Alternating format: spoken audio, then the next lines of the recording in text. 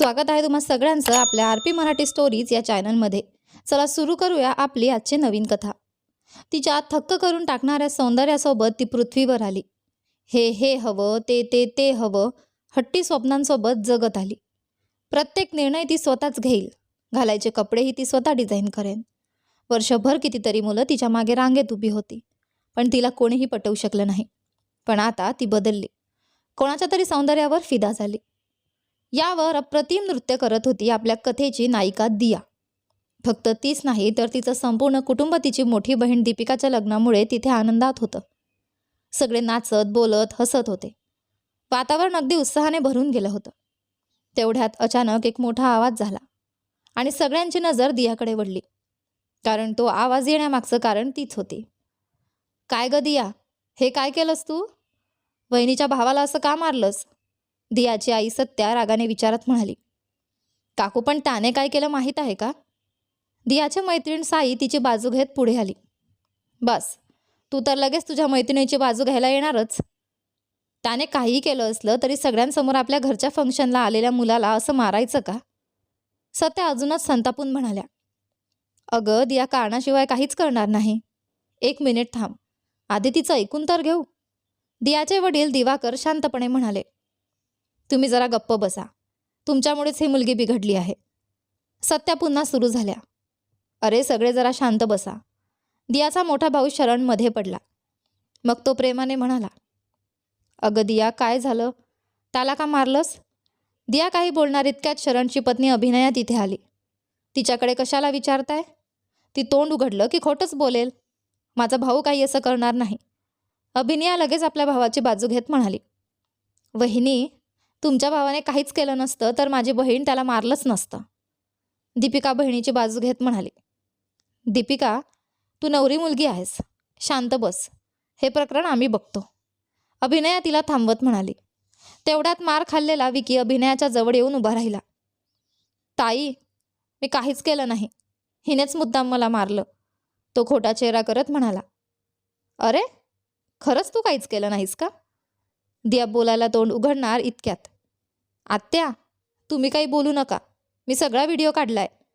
शरणचा मुलगा वंश धावत येत म्हणाला, गेलं काम बिघडलं, मी जन्माला घातलेलंच आता माझ्या विरुद्ध उभं राहतंय। अभिनया मनातल्या मनात चिडत होती। इकडे ये रे सोन्या, काय व्हिडिओ काढलास? दिवाकरने त्याला उचलून घेतला आणि सगळे मिळून तो व्हिडिओ पाहू लागले। त्या व्हिडिओमध्ये दिसत होतं दिया गाण्यावर मनमोकळेपणाने नाचत होती। तेवढ्यात विकी तिच्या जवळ आला। वाव, किती छान डान्स करतेस, माझ्यासोबत डान्स करशील का? असं म्हणत त्याने तिचा हात पकडला। फक्त एवढंच नाही, तो तिच्या कमरेवर हात ठेवायला जाणार होता। क्षणाचाही विलंब न करता दियाने त्याचा हात झटकून टाकला आणि एक जोरदार चापट त्याच्या गालावर लगावली। हे पाहून सगळे स्तब्ध झाले। पाहिलंत ना, मी आधीच सांगितलं होतं ना, माझी बहीण काही चुकीचं कारण नसताना असं करणारच नाही, दीपिका अभिमानाने म्हणाली। म्हणूनच ना तू तिची एवढी बाजू घेत आहेस, अभिनया मुद्दाम विषय बदलत म्हणाली। वहिनी, आत्ताच्या या प्रकरणाचा आणि त्या गोष्टीचा काय संबंध?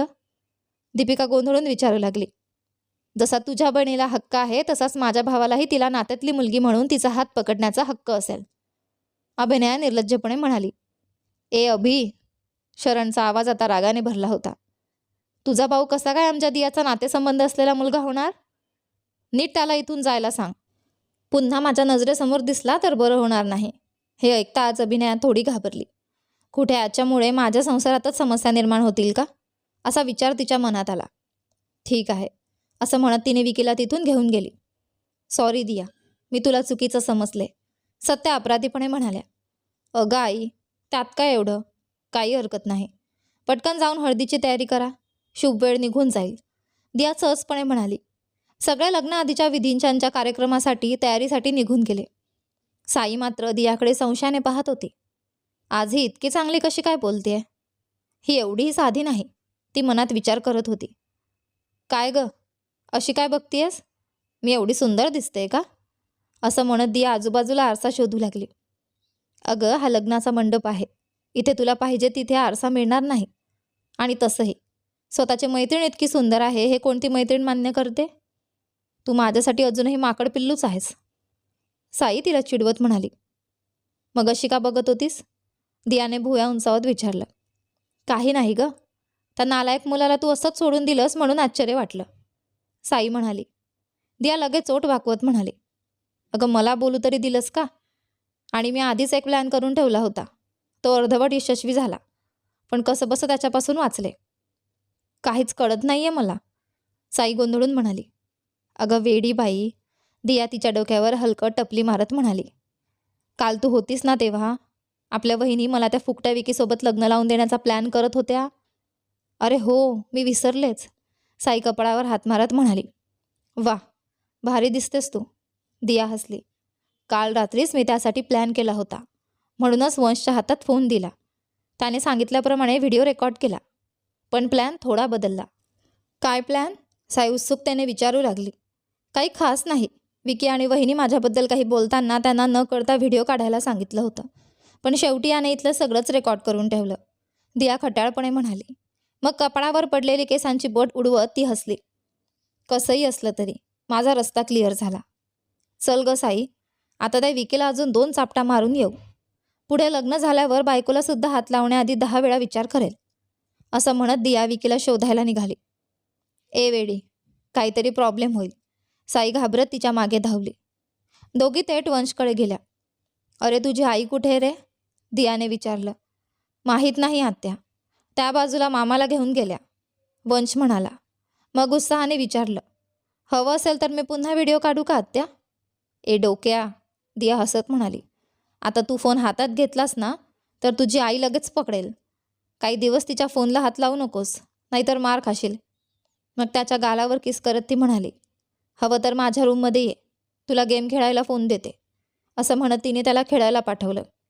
पोराला जाऊन असं बिघडवून ठेवलंयस तू, साई तिला ओरडली. मला माहीत आहे ग, आपल्या भावाच्या मुलाची काळजी कशी घ्यायची, आणि त्याच्या आईपेक्षा मी कितीतरी बरी आहे, दिया अभिमानाने म्हणाली. चल आता त्या विकीला शोधूया. दोघे निघणार इतक्यात दियाच्या आईचा फोन आला. काय ग आई? दियाने फोन उचलत विचारलं. परत कुणाशी भांडत फिरू नकोस, सरळ स्टेजवर ये, मुलाकडचे लोक आलेत, लवकर ये, सत्या घाईघाईने म्हणाल्या. ठीक आहे आई, येते, असं म्हणत दियाने फोन ठेवला. ती वर अभिनयाच्या रूमकडे गेली. तिथे फक्त अभिनया होती. वहिनी, आई तुम्हाला बोलवत होत्या, दिया सहजपणे म्हणाली. अभिनयाने तिच्याकडे रागाने पाहिलं. माझ्यापासून सुटलीस असं समजू नकोस. माझ्या भावासोबत तुझं लग्न लावून तुला माझ्या घरात नोकरानी बनवलं नाही तर माझं नाव अभिनया नाही, असा विषारी शब्द टाकत अभिनया तिथून निघून गेली. अभिनया निघून गेल्यावर साई तिच्याकडे बघत म्हणाली. ह्या वहिनी कधीच सुधारणार नाहीत बहुतेक. दिया लगेच हसत म्हणाली. अगं काही नाही ग, खूप सिनेमे बघून बिघडल्या आहेत त्या, म्हणून सिनेमातल्या डायलॉगसारखं बोलत निघून जातात, असं म्हणत ती पुन्हा विकीला शोधू लागली. पण तो कुठेच दिसत नव्हता. एका थप्पडीमध्येच कुठे लपून बसला वाटतं, पण माझ्या हातातून सुटेल असं समजू नको, बघतेच मी त्याला, ती दाटोत खाट म्हणाली. चल आता, असं म्हणत तिने साईच्या खांद्यावर हात ठेवला आणि दोघी तिथून निघाल्या. दरम्यान वराचे वडील शेखरराव आपल्या नातेवाईकांना मुलीच्या कुटुंबाची ओळख करून देत होते. हे मुलीचे वडील दिवाकर एका प्रसिद्ध कॉलेजमध्ये प्रिन्सिपल म्हणून काम करतात, आणि या मुलीची आई सत्या प्रोफेसर आहेत. मग पुढे शरणकडे बोट दाखवत ते म्हणाले. हा त्यांचा मोठा मुलगा शरणकुमार, IT मध्ये काम करतो, आणि ही त्याची पत्नी अभिनया. यांना एक मुलगा आहे, खूप खोडकर, 6 वर्षांचा आहे, नाव वंश. मग दीपिकाकडे हसत पाहत ते म्हणाले. आणि ही आहे आपल्या मुलाची होणारी पत्नी दीपिका. ही पण त्याच्यासोबतच काम करत होती. तिथेच दोघांची ओळख झाली. सुरुवातीला आमच्या घरच्यांनाही आणि यांच्या घरच्यांनाही हे नातं फारसं पसंत नव्हतं, पण नंतर सगळे मिळून बोललो आणि सगळ्यांना आवडलं. मग अचानक ते म्हणाले. आणि या घरची शेंडेफळ दिया कुठे आहे? मामा, मी इथेच आहे. अचानक एकदम गोड मुलीसारखी वागत दिया तिथे आली. कसे आहात मामा? असं म्हणत तिने क्षणात त्यांच्या पाया पडून आशीर्वाद घेतला. हे पाहून दिवाकर आणि सत्या दोघेही अवाक झाले. ही आपल्याकडे कधी एक दिवस तरी पाया पडली आहे का? दोघेही मनातल्या मनात तिला रागाने बघू लागले.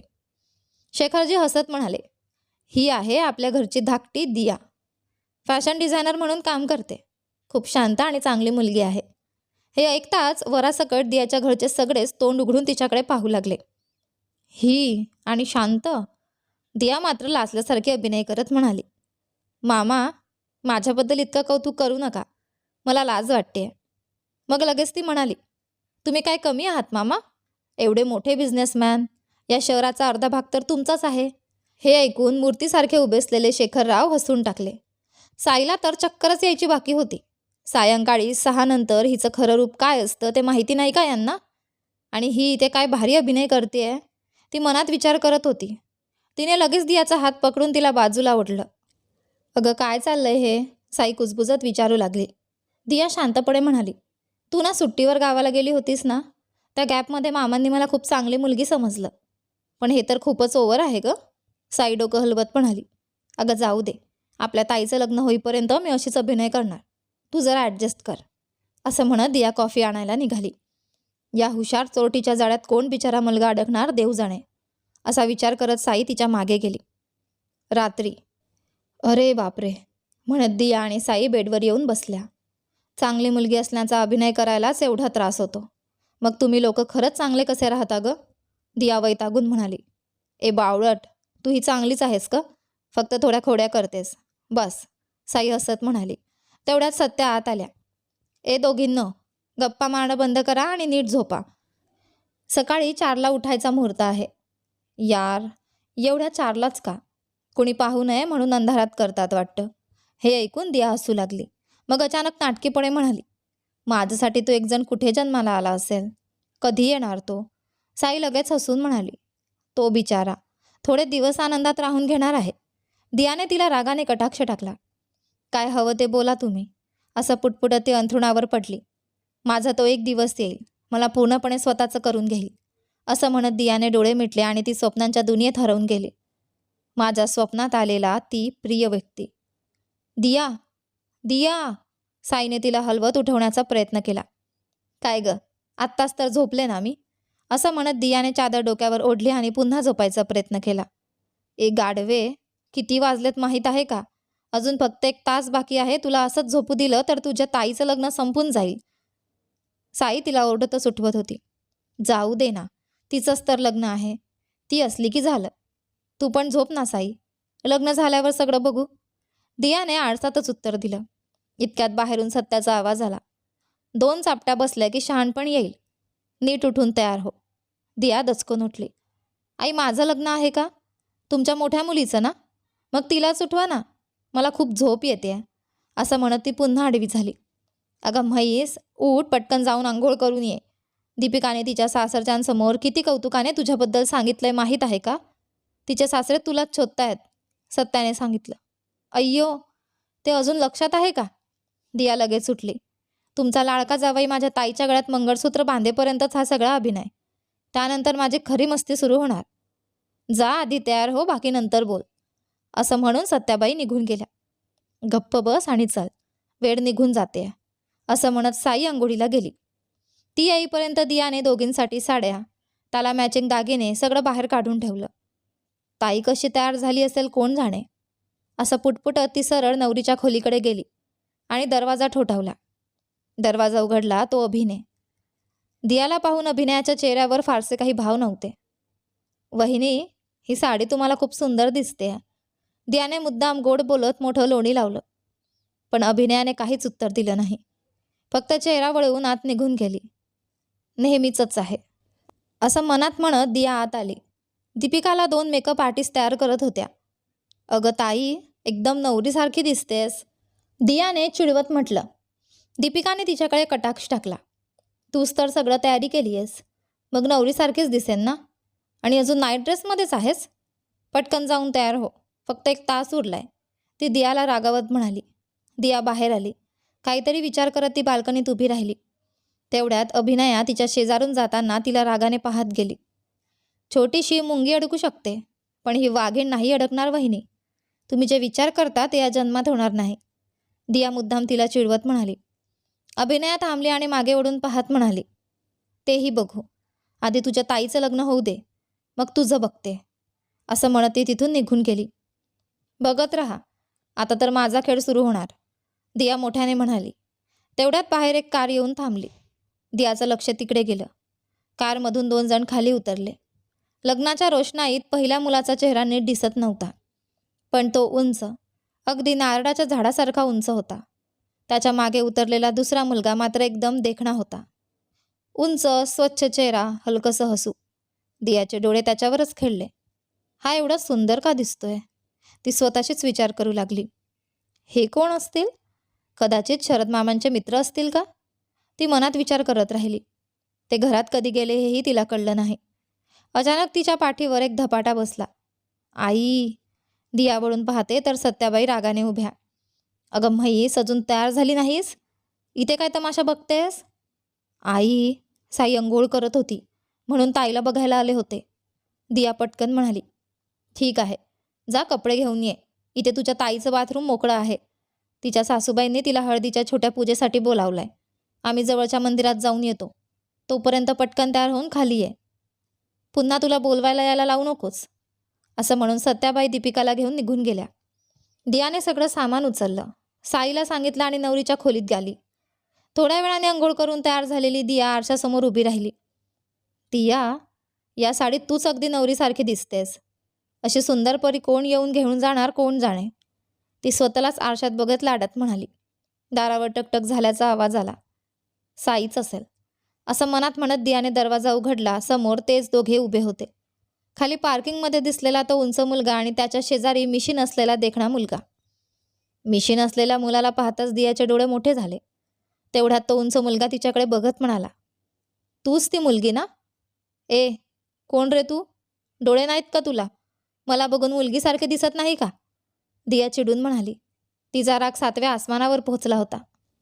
हा काय उंच बगळा, आणि तोही या मिशीन असलेल्या मुलासमोर मला असं विचारतोय? ती मनात कुरकुरली. अरे, हीच ती मुलगी वाटते, कर पटकन, उंच मुलगा म्हणाला. क्षणात त्या मिशीन असलेल्या मुलाने खिशातून बेशुद्धीचं औषध काढलं आणि दियाच्या तोंडावर ताबलं. ए उंच बगड्या, तुला तर मी... इतकंच म्हणता म्हणता दियाचे डोळे मिटले आणि ती बेशुद्ध होऊन सरळ त्या उंच मुलाच्या अंगावर कोसळली. तिला उचलत तो म्हणाला. ही दिसते एवढीशी वांग्यासारखी, पण मला उंच बगडा म्हणते. तो मिशीन असलेल्या मुलाकडे वळला. नंदा, जरा बाहेर बघ, कोणी येत तर नाही ना? नंदा दरवाजा बाहेर डोकावून पाहत म्हणाला. कोणी नाही. दोघांनीही दियाला उचलला आणि कोणाच्याही नजरेत न येता शांतपणे बाहेर निघाले. अरे नंदा, कोणी विचारलं तर काय सांगायचं? नंदाने विचारलं. सांगू की अचानक चक्कर येऊन पडली म्हणून हॉस्पिटलला घेऊन चाललोय, उंच मुलगा शांतपणे म्हणाला. दोघेही कोणालाही संशय न येऊ देता दियाला घेऊन कारजवळ पोहोचले. तिला मागच्या सीटवर झोपवत तो उंच मुलगा कुरकुरला. अरे नंदा, ही दिसते लहानशी, पण उचलायला जड जातेय. हात दुखायला लागलेत. चल पटकन गाडीत बस, कोणी पाहायच्या आधी निघू, नंदा घाईत म्हणाला. हो, तेही बरोबर आहे, मी गाडी काढतो. तू आपल्या दादाला फोन करून सांग काम व्यवस्थित झालं, उंच मुलगा म्हणाला. ठीक आहे, नंदा म्हणाला. या सगळ्याची काहीच कल्पना नसलेली साई वर आली आणि दियाला शोधू लागली. पण खोलीत दिया नव्हती. कुठे गेली ही, असं म्हणत तिने दियाला फोन लावला, पण फोन बेडवरच वाजत होता. ही जेवणाशिवाय राहील, पण फोनशिवाय नाही. मग फोन ठेवून कुठे गेली? साई गोंधळली. ती खाली जाऊन सगळीकडे शोधू लागली, पण दिया कुठेच दिसेना. कदाचित दीपिका ताईसोबत मंदिरात गेली असेल, तिने स्वतःलाच समजावलं. म्हैस, थोडा उशीर झाला म्हणून अशी सोडून जाते का? ती पुटपुटत तिथल्या खुर्चीवर बसली. इतक्यात तिच्या मागून आवाज आला. हाय साई. साईने मागे वळून पाहिलं. समोर आर्यन उभा होता, साई आणि दियाचा शाळेपासूनचा मित्र. अरे, एवढ्या लवकर आलास? उद्या यायचं होतं ना? साईने विचारलं. एक महत्त्वाची केस आली होती. सरांसाठी काही महत्त्वाच्या नोट्स तयार करून द्यायच्या होत्या, म्हणून यायला उशीर झाला, आर्यन म्हणाला. अच्छा, तुमचे माधव सर कसे आहेत? साईने विचारलं. आर्यन मनातच लगेच मिश्किल हसला. तू त्यांच्याबद्दल का विचारतेस? ते तर दियाने विचारायला हवं. बरं, ती कुठे आहे? तुम्ही दोघे तर जुन्या बहिणींप्रमाणे असता, आणि आज तू एकटी बसली आहेस. तू वेगळाच जळवू नकोस रे, मी स्वतः तिचाच शोध घेते. मी अंघोळ करून येईपर्यंत कुठे गायब झाली माहीत नाही, साई वैतागून म्हणाली. अगं चिंता कशाला करतेस, इथेच कुणाशी तरी भांडत असेल. खरं सांगू, माझ्याऐवजी तिनेच वकील व्हायला हवं होतं. तिच्या बोलण्याच्या स्टाईलने कुठलाही केस जिंकून दाखवेल, आर्यन हसत म्हणाला. इतक्यात दियाचा भाऊ तिथे आला. आर्यनला पाहून त्याने विचारपूस केली आणि साईकडे वळून विचारलं. दिया कुठे आहे? ताईसोबत मंदिरात गेली आहे दादा, साई सहज म्हणाली. ती आणि एवढी शाणी? तो हसला. ठीक आहे, अजून थोड्या वेळात लग्न सुरू होईल. आर्यन, तू पण जाऊन पटकन तयार हो, असं सांगून तो निघून गेला. साई मग आर्यनला खोलीकडे घेऊन गेली. ठीक आहे साई, मी जरा तयार होऊन येतो. पण त्या बडबड्या माकड पिल्लाला शोधून एका जागी पकडून ठेव. ती एका जागी शांत बसणाऱ्यांपैकी नाही. असं म्हणत आर्यन हसतच तिथून निघून गेला. साईने मात्र पुन्हा दियाचा शोध सुरू केला. थोड्याच वेळात मंदिरात गेलेले सगळे परत आले. पण एक गोष्ट सगळ्यांच्या लक्षात आली, दिया अजूनही दिसत नव्हती. ही मुलगी कुठे गायब झाली? साई मनातच कुरकुरत होती. आर्यन परत येताच साईने त्याला सगळी गोष्ट सांगितली. दोघांनी पुन्हा घरभर, अंगणात, लग्नमंडपात, पाहुण्यांमध्ये, अगदी पार्किंगपर्यंत सगळीकडे शोध घेतला. पण दियाचा काहीच पत्ता नव्हता. वेळ जसा पुढे जात होता तसतशी साईची बेचैनी वाढत होती. अचानक तिला काल झालेला प्रकार आठवला. तिचा चेहरा फिकट पडला. ती आर्यनकडे वळली. आर्यन, काल जे झालं ना, मी तुला अजून सांगितलंच नाही. तिने कालचा सगळा प्रकार, विकीने केलेला गोंधळ, भांडण आणि दियाचा त्याच्याशी झालेला वाद सगळं सविस्तर सांगितलं. साईचा आवाज थरथरत होता. एक काम केलं असेल का त्याने? त्या विक्कीने दियाला काही केलं असेल का? ती घाबरलेल्या आवाजात म्हणाली. आर्यनच्या चेहऱ्यावरचं हसू क्षणात गायब झालं. साई, आधी शांत हो. आपण घाईघाईने निष्कर्ष काढू नको, तो म्हणाला. पण त्याच्या मनातही शंकेचं वादळ उठलं होतं. इतक्यात त्यांच्यासमोर कुणीतरी येऊन उभं राहिलं. दोघांनी वर पाहिलं. समोर विकी उभा होता. त्याच्या चेहऱ्यावर नेहमीसारखंच विचित्र हसू होतं आणि ते पाहून साईच्या मनातली भीती अजूनच वाढली. आधी, आधी, दादा येत आहेत. नंदा ओढतच आत आला. पण आधी काहीच ऐकत नव्हता. तो शांतपणे बसून बेशुद्ध पडलेल्या दियाच्या चेहऱ्याकडे एकटक पाहत होता. अरे तुलाच बोलतोय. नंदाने त्याच्या डोक्यावर हलकासा धपाटा मारला. तेव्हाच आधी जणू स्वप्नांच्या दुनियेतून वास्तवात परत आला. हं, बोल ना, तो अगदी सहजपणे म्हणाला. दादा येणार आहेत म्हणतोय आणि तू काय या मुलीकडे बघत स्वतःलाच विसरून बसलायस? नंदा संशयाने विचारू लागला. आदित्य पटकन सावरला. तसं काही नाही रे. दादाचं ऐकून या मुलीचं लग्न थांबवलं. एका मुलीचं आयुष्य बिघडवलं की काय तेच विचार करत होतो. नंदा भुया उंचावत म्हणाला. खरंच तिचं आयुष्य बिघडलं म्हणून विचार करतोयस की तुझ्यामुळे बिघडलेलं आयुष्य तूच पुन्हा तिला द्यावं असा विचार चाललाय? वेड्यासारखं बोलू नकोस, आधी चिडून म्हणाला. इतक्यात दरवाजा उघडला. एकदम आधुनिक खलनायकासारखा दिसणारा एक माणूस आत आला. काय रे, मी सांगितलेलं काम व्यवस्थित केलं वाटतं? त्याने विचारलं. हो दादा, काम व्यवस्थित झालं, नंदा म्हणाला. पण त्या मुलाच्या बाबांनी तुमच्याशी भांडण केलं होतं ना? मग या मुलीला का पळवून आणायला सांगितलं? अरे, राघव दादाला उगाच प्रश्न विचारू नकोस, आधी मध्येच म्हणाला. ते काही करतात म्हणजे त्यामागे कारण असतं. नंदाने त्याच्याकडे रागाने पाहिलं. राघव हलकस हसला. सॉरी रे आधी, असं काम तुला करायला लावलं. ठीक आहे दादा, काहीतरी महत्त्वाचं कारण असेल म्हणूनच मला सांगितलं असेल, आधी आदराने म्हणाला. तरीही हे चुकीचं आहे दादा, नंदा ठामपणे म्हणाला. राघवचा चेहरा अचानक गंभीर झाला. तसं नाही रे, त्या माणसाने खूप जास्तच बोलायला सुरुवात केली होती. मी सोडून द्यायचं ठरवलं होतं, पण तो तिथेच थांबला नाही. मला मिळायला हवा होता तो महत्त्वाचा प्रोजेक्ट पैशाच्या जोरावर त्याने स्वतःकडे घेतला. त्याच्या डोळ्यात राग चमकला. त्या रागातून सूड घ्यायचा होता. त्याच्या मुलाचं लग्न थांबावं, सगळ्यांसमोर त्याला मान खाली घालून उभं राहावं लागावं म्हणून हे केलं. तो पुढे म्हणाला.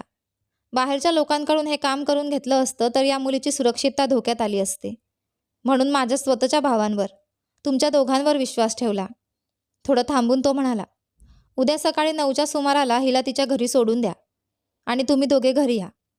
आणि एक महत्त्वाची गोष्ट, बाबा आणि काकांना याबद्दल काहीच कळायला नको. इतकं सांगून राघव निघून गेला. अरे आधी, नंदा लगेच बोलला. आत्ताच तू म्हणत होतास ना की त्या मुलीचं आयुष्य बिघडलं, मग दादासमोर इतका सपोर्ट का केलास? आधी शांत झाला. नंदा, राघव दादा चुकीचे असले तरी त्यांच्याविरुद्ध बोलायची हिंमत होत नाही रे. आज आपण चांगले आहोत, हे सगळं त्यांच्यामुळे आहे. त्या काळात त्यांनी व्यवसाय सांभाळला नसता तर आपलं कुटुंब रस्त्यावर आलं असतं. त्याने एक दीर्घ श्वास घेतला. पण खरं सांगू, एका मुलीचं आयुष्य असं बिघडवणं खूप चुकीचं आहे. हां, हे सगळं इथे बोलायला बरं वाटतं, पण गरज असताना तोंड बंद ठेवतोस, नंदा वैतागून म्हणाला. ठीक आहे, ते जाऊ दे, आधी म्हणाला. ही शुद्धीवर यायची वेळ आली आहे. जा काहीतरी पिण्यासाठी घेऊन ये. 5 वाजून गेलेत.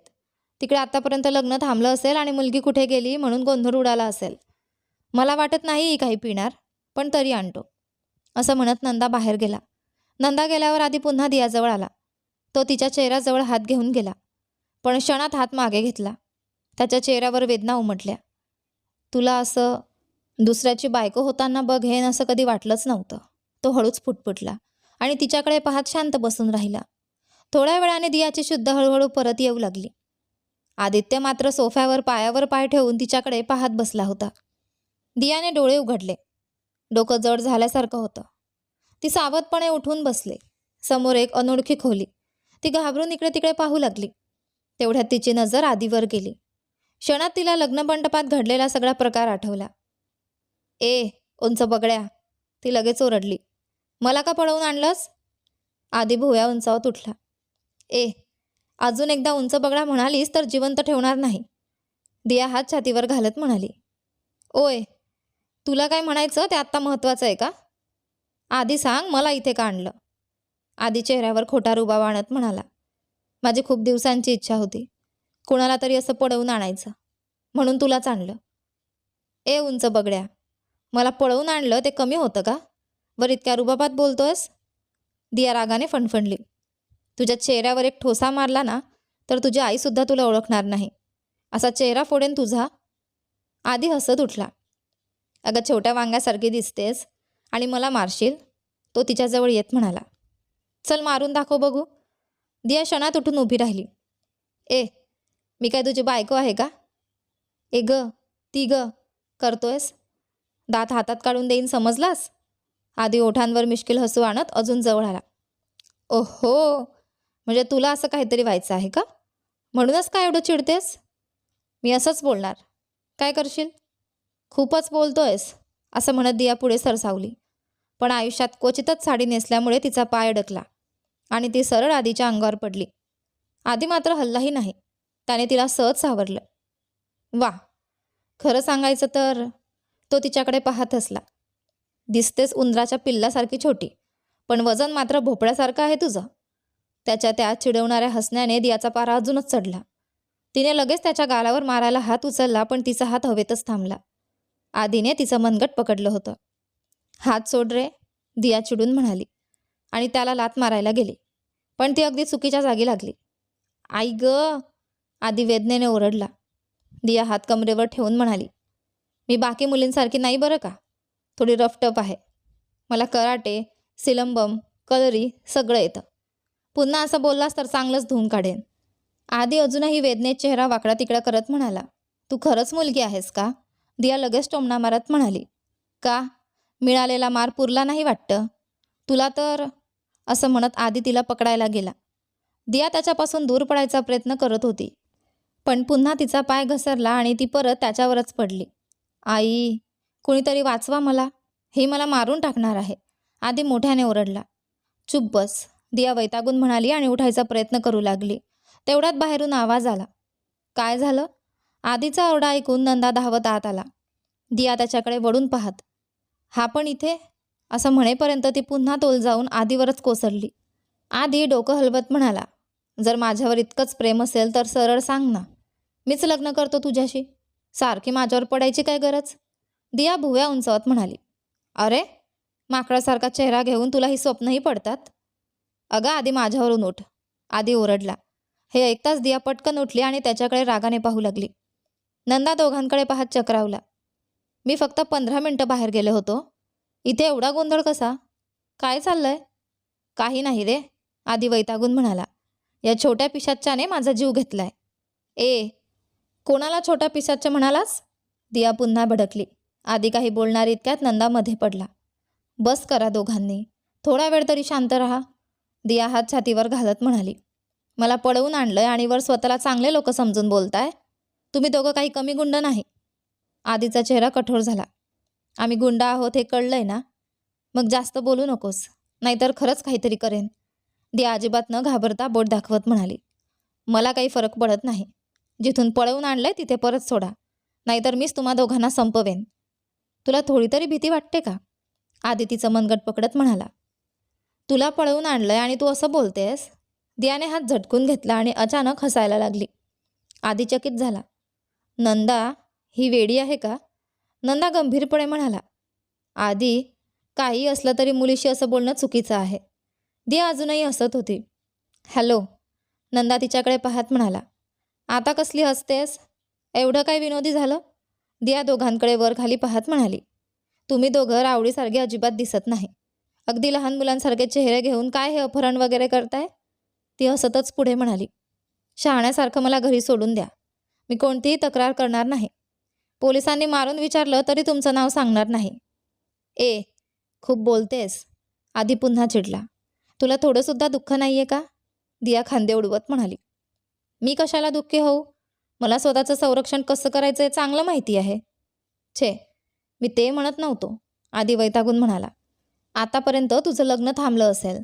ते आठवून तुला थोडंसुद्धा वाईट वाटत नाही असं दिसतंय. लग्न? दिया गोंधळून म्हणाली. कोणाचं? तुझंच ना. आज तुझं लग्न होतं ना. नंदा आश्चर्याने म्हणाला. दिया दोघांकडे एकटक पाहत राहिली. हे दोघं वेडे आहेत का काय? ती मनात म्हणाली. आधी पुन्हा विचारू लागला. ए, असं काय बघतेस? आज तुझंच लग्न होतं ना? क्षणात दियाच्या डोक्यात ट्यूब पेटली. अरे देवा, या दोन बावरटांनी ताई समजून मलाच उचलून आणलंय बहुतेक. ती मनातच हसूदाबत विचार करू लागली. तिने लगेच हातातील घड्याळात वेळ पाहिली. 6 वाजून गेले होते. हुश, म्हणजे आत्तापर्यंत ताईचं लग्न व्यवस्थित झालं असेल हा विचार करताच तिच्या मनाला थोडा दिलासा मिळाला. पण चेहऱ्यावर तिने काहीच दाखवलं नाही. आम्ही तुलाच विचारतोय. आधी पुन्हा म्हणाला. आज तुझंच लग्न होतं ना? पण तुझ्या चेहऱ्यावर कसलीच चिंता दिसत नाही. दियाच्या डोळ्यात मिश्किल चमक आली. हे दोघे एकदम लूज दिसतात आणि मलाही टाइमपास हवा आहे. थोडा ड्रामा करूया, ती मनात म्हणाली. क्षणात तिने चेहरा बदलला. अय्यो, ती अचानक नाटकी आवाजात म्हणाली. माझं आयुष्य संपवलं रे तुम्ही, पापी लोकांनो. माझं सगळं उद्ध्वस्त केलंत. ती नकली अश्रू पुसल्यासारखं करत पुढे म्हणाली. तुम्ही दोघं सुखात राहाल असं वाटतंय का? माझं आयुष्य बर्बाद केलंत. शेवटपर्यंत असेच रफटफ सिंगल राहून मराल. नंदा लगेच गोंधळला. असं बोलू नका. खरंच वाईट वाटतंय, तो शांतपणे म्हणाला. दिया मनातच हसले. हा तर अगदी कोरियन सिनेमातल्या हिरोसारखा दिसतोय. याच्याशी थोडा वेळ खेळूया. मग ती मुद्दाम नंदाकडे वळून दुःखी चेहरा करत बोलू लागली. पण आधी मात्र शांतपणे तिच्याकडे पाहत होता. त्याच्या कपाळावर आठ्या पडल्या. ही काहीतरी अभिनय करते असं वाटतंय. आपण सांगितल्यावर अचानक एवढं रडणं. काहीतरी गडबड आहे. तो मनात संशयाने विचार करू लागला. एवढ्या वेळा तुला तुझ्या लग्नाची आठवण झाली असं मला अजिबात वाटत नाही. तू त्याबद्दल काहीच काळजी करत नव्हतीस असं आदित्यने तिच्याबद्दल अगदी बरोबर ओळखून सांगितलं. हा तर खूपच स्मार्ट आहे. आपल्याबद्दल लगेच ओळखतोय. याच्याशी थोडं सावध राहिलेलंच बरं असा मनात विचार करत ती विचारात पडली. तुझ्याशी भांडण्यातच वेळ निघून गेला. मग लग्नाबद्दल विचार करायला वेळ कुठून मिळणार? ती वैतागून म्हणाली. हे माझ्या प्रश्नाचं उत्तर नाही आहे. एखादी मुलगी स्वतःचं लग्न कसं विसरू शकते? की तुला त्या मुलाशी लग्नच करायचं नव्हतं? आदित्यने मुद्दाम चिडवत विचारलं. तुझ्याशी बोलणंच अशक्य आहे. माणूस आहे की काय तू? असं म्हणत तिने नंदाकडे वळून पाहिलं. तुम्हाला नेमकं काय हवंय? माझं लग्न का थांबवलं आणि मला का उचलून आणलं? आधी त्याचं कारण तरी सांगा. दिया बिचाऱ्या चेहऱ्याने म्हणाली. तिच्या प्रश्नाचं काय उत्तर द्यावं हेच नंदाला कळेना. तो फक्त तिच्याकडे बघत गप्प बसला. हे सगळं तमाशासारखं बघत उभ्या असलेल्या आदित्यच्या फोनवर त्याचा मोठा भाऊ राघवचा कॉल आला. कॉल उचलून कानाला लावताच दुसऱ्या क्षणी राघवचा रागाने भरलेला आवाज घुमला. अरे, मी तुम्हाला काय सांगितलं होतं आणि तुम्ही काय करून बसलात? कोणत्या मुलीला उचलून आणलंय तुम्ही? तिकडे तर लग्नही संपलं. तुमच्याकडे हे काम दिलं हीच माझी चूक झाली. अगदी लहान मुलांसारखं वागलात तुम्ही. नीट ऐक. जिला घेऊन आला तिला कोणतीही अडचण न होता जिथून आणलं तिथेच सोडून या. राघव संतापाने आदित्यला झापत होता. पण आदित्यला ते सगळं जणू मधासारखं गोड वाटत होतं. म्हणजे हिचं लग्न नव्हतंच. मग ही त्या नवरीच्या खोलीत काय करत होती? आणि आपण विचारलं तेव्हा मीच नवरी आहे असं का म्हणाली? आदित्य मनात विचार करू लागला. अरे, लाईनवर आहेस की नाही? राघवचा रागीट आवाज पुन्हा आला. हां अण्णा, बोला. आदित्य सावधपणे म्हणाला. त्या मुलीला तुमच्याबद्दल काहीच कळता कामा नये. अजून तिची गुंगी पूर्ण उतरली नाही ना? राघवने विचारलं. आदित्यने वळून दियाकडे पाहिलं. ती तर प्रश्नांवर प्रश्न विचारून नंदालाच गुंगी आणत होती. हे राघवला कसं सांगणार? तो काही बोलायलाच दजावत नव्हता. अरे, तुलाच विचारतोय. राघव त्या बाजूने ओरडला.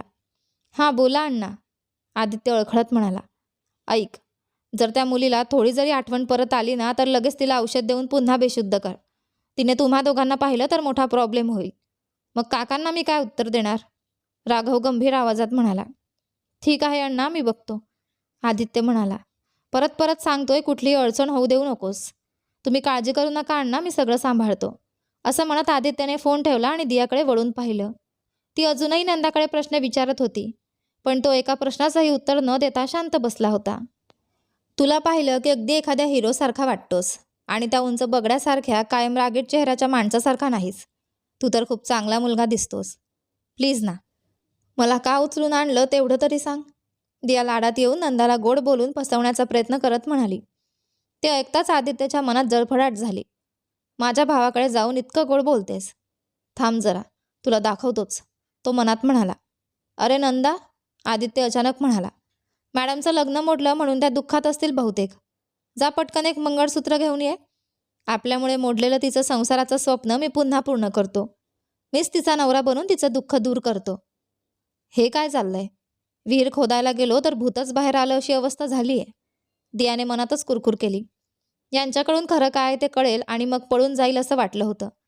पण हा तर मला मंगळसूत्र घालून थेट मुलंही जन्माला घालेल असं दिसतंय.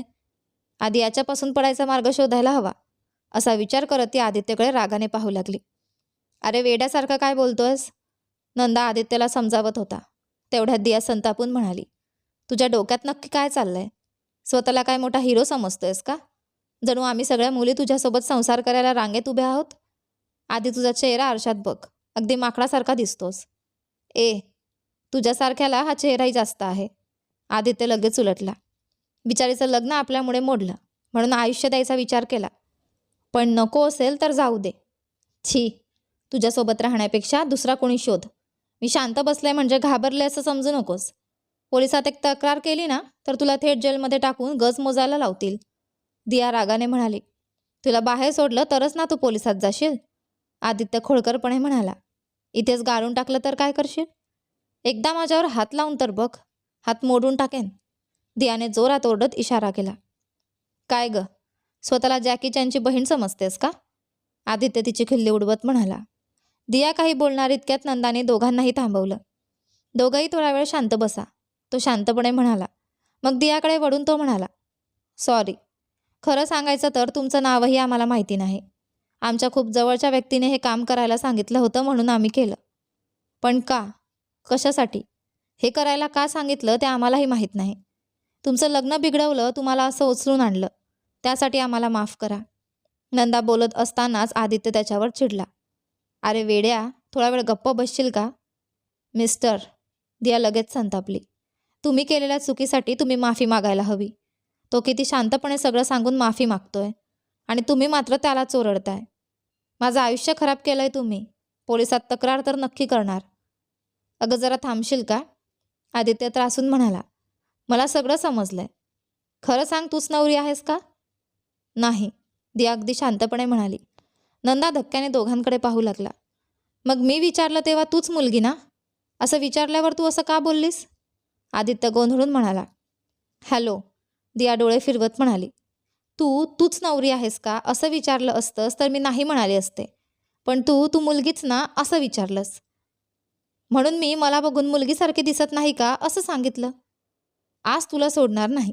आदित्य रागाने तिच्याकडे झेपावला आणि तिचा गळा पकडायला हात पुढे केला. पण दिया अजिबात घाबरली नाही. ती त्याच्याकडे सरळ रागाने पाहत उभी राहिली. अरे बिचाऱ्या मुलीला आपल्यामुळे त्रास झाला आणि तू उलट तिच्यावरच ओरडतोयस. नंदामध्ये पडत म्हणाला. अरे हिला घेऊन आलो म्हणून अण्णाने मला किती सुनावलं माहीत आहे? आदित्य वैतागून म्हणाला. काय म्हणजे हिलाच घेऊन आलो? दिया संतापली. मुलीचं अपहरण करणंच चुकीचं. त्यातही चुकीची मुलगी उचलून आणली आणि आता मलाच बोलतोयस. मी कोण आहे माहिती आहे? कोण ग तू? महाराणी एलिझाबेथ आहेस का? आदित्य चेष्टेने म्हणाला. तुला तर, असं म्हणत दिया त्याला मारायला धावली. आदित्यने तिचा हात पकडला. हे सर्कसचे खेळ नको. नीट सांग तू कोण आहेस? आधी हात सोड. तिने हात झटकून घेतला. मग ती रागाने म्हणाली. जिला तुम्ही उचलायला आला होता ना, मी तिची लहान बहीण आहे. बस एवढंच? आदित्य खोटं आश्चर्य दाखवत म्हणाला. तुझं बोलणं ऐकून तर मला वाटलं एखादी IPS ऑफिसर असशील. तुला बोलायची पण लायकी नाही. दिया पुन्हा संतापली. लग्न मंडपाच्या प्रवेशद्वारावर नवरी नवरदेवाचा एवढा मोठा कटआउट लावला होता. ते बघूनही तुला नवरी कोणते समजलं नाही? अशी बुद्धी घेऊन कसं जगतोयस? ऐक, आदित्यही चिडला. आम्ही काही प्रोफेशनल किडनॅपर नाही आहोत. सगळं प्रोफेशनल पद्धतीने करायला. थोडा थ्रिल म्हणून केलं. अरे, दिया मध्येच ओरडली. चूक करून वर स्पष्टीकरण देतोयस? मला तुझ्याबद्दल काही ऐकायचं नाही. मला फक्त 2 गोष्टी जाणून घ्यायच्या आहेत. एक, माझ्या ताईला का पळवायचा प्रयत्न केला, आणि दुसरं, मला कधी सोडणार. ते काही सांगता येणार नाही. जा आता, असं म्हणत आदित्य तिथून निघाला. क्षणाचाही विचार न करता दियाने त्याच्या पायात पाय अडकवला. आदित्य थेट जाऊन नंदावर पडला आणि दोघेही खाली कोसळले. याचाच फायदा घेत दियाने पटकन त्यांना आत बंद करून दरवाजा लॉक केला आणि बाहेर आली. आजूबाजूला पाहताच तिला आदित्यच्या कारची चावी दिसली. ती पटकन चावी उचलून बाहेर आली. ते घर एकांतातलं घर होतं. आजूबाजूला नजरेला दिसेपर्यंत एकही घर नव्हतं. प्रोफेशनल नाही म्हणे. शहराबाहेर इतकं परफेक्ट घर निवडलंय. कुठल्या मुली पळवून विकणाऱ्या टोळीचा भाग तर नाही ना हा? ती क्षणभर घाबरली. नको ते विचार नकोत, आधी इथून निघायचं, असं म्हणत तिने कार सुरू केली आणि तिथून निघाली. आत नंदा आणि आदित्य दरवाजा ठोकत होते. तेवढ्यात कार सुरू होण्याचा आवाज आला. नंदाने लगेच खिशात हात घातला. अरे, चावी नाहीये. आदित्य त्याच्याकडे रागाने पाहू लागला. माझ्याकडे काय बघतोयस? ती माझ्याशी नीट बोलत होती. तुझ्यामुळेच तिने हे केलं, नंदा म्हणाला. एक मान्य करावं लागेल, आदित्य ओठ दाबत म्हणाला. वेड्यासारखं बोलली तरी कामात हुशार निघाली. चल आधी इथून बाहेर पडू. ती थेट पोलिसांकडे गेली तर आपलंच वाजेल. पण कसं जायचं? नंदा घाबरत म्हणाला. मागे बाल्कनी आहे, तिथून उडी मारावी लागेल. तुझ्यासोबत आलोय हेच माझं नशीब. नंदा कुरकुरत त्याच्या मागे गेला. दोघेही बाहेर पडायला लागले. तेवढ्यात नंदाला काहीतरी आठवलं. त्याचा चेहरा अचानक उजळला. काय रे? आदित्यने विचारलं. नंदाने काहीतरी सांगितलं. ते ऐकताच आदित्यच्या चेहऱ्यावरही मोठे हास्य उमटलं. काय रे? तिने केलेल्या प्रकारामुळे आपल्या बाल्कनीतून उडी मारून पडतोय, आणि या वेळेला तुझ्या चेहऱ्यावर एवढा आनंद कसला? आदित्यने नंदाकडे संशयाने पाहत विचारलं. अरे आदित्य, तुला एक गोष्ट सांगायची राहूनच गेली. नंदा थोडा संकोचात म्हणाला. वा, आता आठवलं तुला? आदित्यने त्याची खिल्ली उडवली. पहिल्यांदा मी काय सांगतो ते ऐक ना, नंदा म्हणाला. चल आधी खाली जाऊ, आदित्य म्हणाला. दोघेही बाल्कनीतून खाली उडी मारून उतरले. आदित्यने नंदाला हात देऊन उभं केलं. आता सांग, तो घाईघाईने म्हणाला. ते काय आहे ना, नंदा डोकं खाजवत म्हणाला. मी स्वतः राघवण्णाला फोन करून दुसरी गाडी मागवायचा विचार करत होतो. मुद्द्याला ये, आदित्य वैतागला. कारमध्ये पेट्रोल भरायचं विसरलो मी. जवळपास पेट्रोल पंप शोधला पण काहीच नव्हता, म्हणून परत आलो. ती गाडी जास्तीत जास्त अर्धा किलोमीटरच जाईल. इथून मेन रोड तर 1 किलोमीटरपेक्षा जास्त दूर आहे. क्षणभर आदित्य शांत राहिला, मग त्याच्या चेहऱ्यावर हसू उमटलं. म्हणजे तिला पकडायची अजून एक संधी आहे, बरोबर? त्याने उत्साहाने विचारलं. होय, पण त्यावेळेत तिला काही होणार नाही ना, नंदा काळजीने म्हणाला. अरे, तू तिला ओळखत नाहीस म्हणून बोलतोयस, आदित्य हसत म्हणाला. तू येण्याआधी तिने मला कुठे मारलं नाही आहे? एका मिनिटासाठी माझं संपूर्ण जग थांबलं होतं. तिला काही होणार नाही, उलट तिच्या आसपासच्या लोकांना आपण वाचवलं पाहिजे. चल, दोघेही दियाला पकडण्यासाठी पळू लागले. धावत असतानाच नंदाने विचारलं. तुला त्या मुलीत एवढा इंटरेस्ट का वाटतोय? काही नाही रे, आदित्य सहज म्हणाला. खोटं बोलू नकोस, नंदा म्हणाला. तू तिच्याकडे ज्या नजरेने बघतोयस ना, ते वेगळंच आहे. आणि तू कधी कोणत्या मुलीशी असा वाद घालताना मी पाहिलेलं नाही. असं काही नाही, ती माझ्याशी उर्मटपणे बोलते म्हणून मी पण उत्तर देतो, आदित्य म्हणाला. पण त्याचा आवाज थोडा बदलला होता. धावत धावत दोघांचाही श्वास चढला. दोघेही गुडघ्यावर हात ठेवून श्वास घेत उभे राहिले. लांब त्यांना त्यांची कार दिसली. नंदा म्हणाला होतं तसं ती रस्त्याच्या मध्येच बंद पडली होती. आदित्यने नंदाचा हात पकडला आणि दोघे धावत तिथे पोहोचले. पण दिया तिथे नव्हती. कुठे गेली असेल? कोणाच्या हातात सापडली तर? ती तोंड बंद ठेवणाऱ्यांपैकी दिसत नाही. काहीतरी बोलून स्वतःच प्रॉब्लेम करून घेतला असेल का? आदित्य चिंतेने म्हणाला. नंदा त्याच्याकडे बघत राहिला. अरे, तुला तिला ओळखून किती वेळ झाला? मग एवढ्या हक्काने तिच्याबद्दल का बोलतोयस? जणू काही तुझीच बहीण आहे. आदित्यने लगेच चेहरा वाकवला. मला मारून टाक म्हण, तेही मान्य आहे, पण तिला माझी बहीण नको म्हणूस रे. ते सहन होणार नाही. नंदा आश्चर्याने त्याच्याकडे पाहू लागला. हा आता स्वतःच कबूल करतो का? असा विचार करत तो उत्तराची वाट पाहू लागला. आता हे खूप महत्त्वाचं आहे का? आदित्य लगेच विषय बदलत म्हणाला. चल आधी तिला शोधूया. नाटक करू नकोस, नंदा त्याच्या मागे लागला. तिच्याकडे बघताना तुझी नजरच बदलते. मला काहीतरी गडबड वाटते. आदित्य काही क्षण शांत राहिला, मग अचानक म्हणाला. हो रे, मी तिच्यावर प्रेम करतो. तो स्वतःच थोडा थांबला. नाही, प्रेम म्हणणंही चुकीचं आहे. या क्षणी मला ती माझी बायको व्हावी असंच वाटतंय. काय? नंदा थक्क झाला. हे कधीपासून? आदित्य हलकंसं लाजल्यासारखा हसला. ज्या क्षणी तिला पाहिलं त्या क्षणापासून. छी, काय भानगड आहे रे ही? नंदा कपडावर हात मारत म्हणाला. आता हे बोलायची वेळ आहे का? आदित्य चिडून म्हणाला. ती सापडत नाहीये रे. ओके ओके, नंदा म्हणाला. तुझं ऐकतो, पण शेवटचा एक प्रश्न. आदित्यने त्याच्याकडे रागाने पाहिलं. विचार मग. मग रेणुकाचं काय? अरे, आदित्य चिडला. तिच्या आयुष्याबद्दल मला आत्ता का विचारतोयस? ही वेळ आहे का त्याची? देवा, नंदा डोकं धरत म्हणाला. जरा तोंड बंद ठेव. ती आत्तापर्यंत मेन रोडवर पोहोचली असेल. तेवढ्यात प्लीज हेल्प मी, एका मुलीचा घाबरलेला आवाज ऐकू आला. आदित्य क्षणात दचकला. अरे, हा तिचाच आवाज आहे. नंदा लगेच चिडवत म्हणाला. एवढ्यात तिचा आवाजही ओळखायला लागलास? आता बोलायची वेळ नाही, आदित्य घाईघाईने म्हणाला. चल आधी तिला काय झालं ते पाहू. दोघेही आवाजाच्या दिशेने धावत सुटले. जसे जसे ते जवळ गेले तसतसा आवाज आणखी स्पष्ट ऐकू येऊ लागला. आदित्यचं हृदय जोरात धडधडू लागलं. तिला काही झालं नसेल ना? दोघे धावत त्या जागी पोहोचले. त्यांना पाहताच दियाचा चेहरा बदलला. हे इथे कसे आले? ती लगेच कप्प झाली आणि समोरचं दृश्य पाहून आदित्यला हसू आवडेनासं झालं. नंदाच्या चेहऱ्यावर मात्र काळजी स्पष्ट दिसत होती. आदित्य तर पोट धरून हसायला लागला. अरे, बस कर, नंदा त्याला रागाने म्हणाला. बिचारीवर हसतोयस काय? आदित्य इतका का हसत होता याचं कारण समोरच होतं. दिया झाडाच्या फांदीला लटकलेली होती. तिच्या साडीचा पदर झाडाच्या फांदीत अडकला होता.